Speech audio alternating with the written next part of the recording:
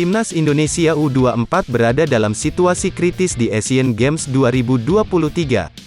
Namun masih ada banyak kemungkinan yang bisa tersaji termasuk jadi runner-up meski kalah dari Korea Utara. Laga terakhir grup F akan mempertemukan Timnas Indonesia U24 vs Korea Utara dan Taiwan vs Kirgistan. Korea Utara memiliki 6 poin, Indonesia dan Taiwan sama-sama punya 3 angka, sedangkan Kirgistan masih belum punya koleksi poin.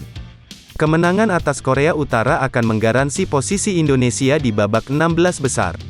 Namun kekalahan dari Korea Utara juga tidak akan serta-merta menutup peluang Indonesia ke babak 16 besar. Walaupun kalah dari Korea Utara, Indonesia bahkan punya peluang lolos ke babak 16 besar dengan status runner-up.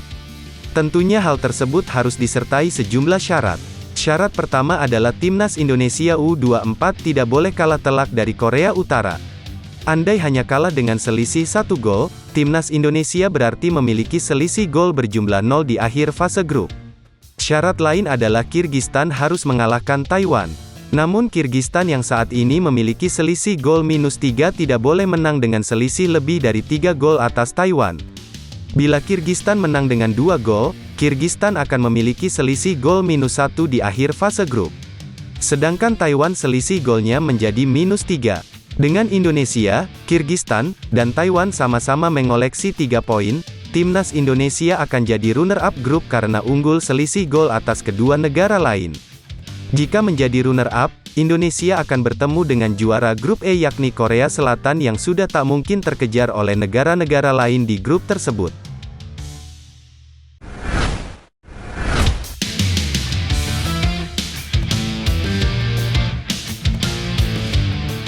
Sintayong sukses menorehkan catatan positif bagi Timnas Indonesia yang kini mulai dipertimbangkan kekuatannya di mata dunia sepak bola. Baru-baru ini, Sintayong berhasil membawa Timnas Indonesia U23 melaju ke Piala Asia U23 setelah melibas Turkmenistan dan Taiwan di babak kualifikasi. Keberhasilan tersebut membuat Sintayong menjadi pelatih pertama yang sukses membawa 3 Timnas Indonesia melaju ke Piala Asia. Piala Asia U23 sendiri akan diadakan di Qatar mulai Januari tahun 2024 dan Timnas akan berhadapan dengan Jepang.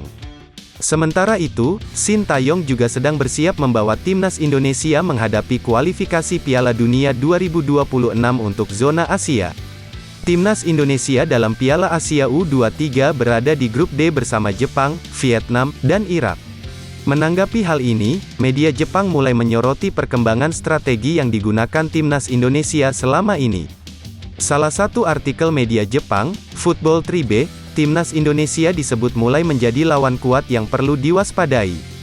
Bahkan media Jepang tersebut berani menyebutkan bahwa Timnas Indonesia di bawah asuhan Sintayong sebenarnya merupakan negara yang memiliki ranking FIFA paling rendah jika dibandingkan dengan negara lain di grup D. Namun, Timnas Indonesia justru disebut media Jepang itu sebagai lawan yang harus diwaspadai. Bukan tanpa alasan, media Jepang, Football Tribe mengungkapkan betapa berbahayanya strategi yang sedang disiapkan Sintayong di Timnas Indonesia.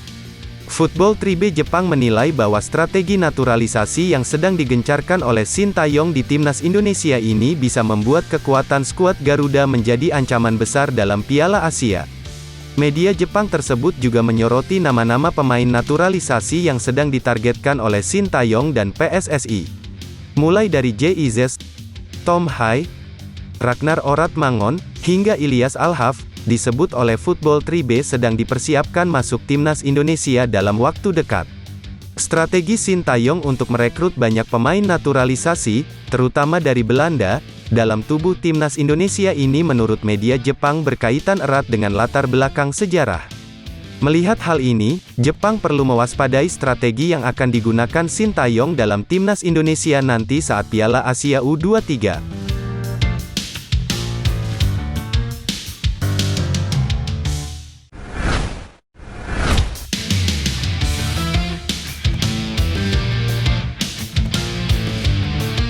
Salah satu wonderkid Timnas Indonesia yang memiliki darah keturunan Indonesia Liberia yakni Ronaldo Kuateh ternyata saat ini sedang meniti karir sepak bolanya di Turki.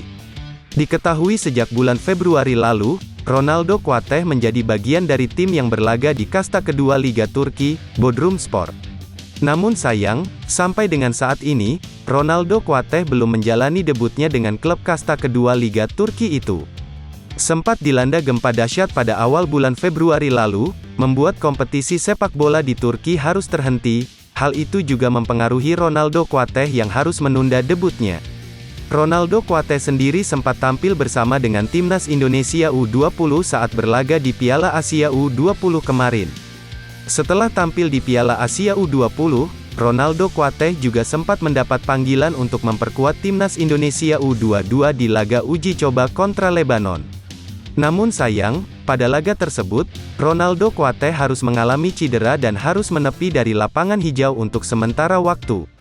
Hal tersebut membuat Ronaldo Kuateh harus absen membela timnas Indonesia U22 di ajang SEA Games 2023 lalu. Bahkan membuat Ronaldo Kuateh harus bersabar menunggu kesempatan debut dengan klubnya saat ini Bodrumspor.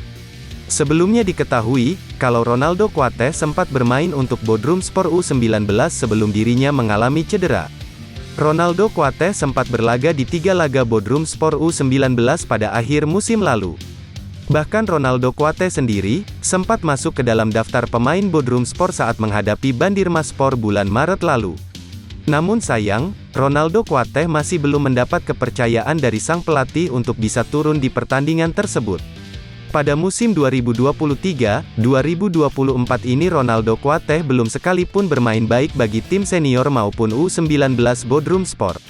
Belum dapat dipastikan apakah cedera yang dialami oleh Ronaldo Kuateh beberapa waktu lalu menjadi alasan mengapa pelatih Bodrumspor tak kunjung menurunkannya.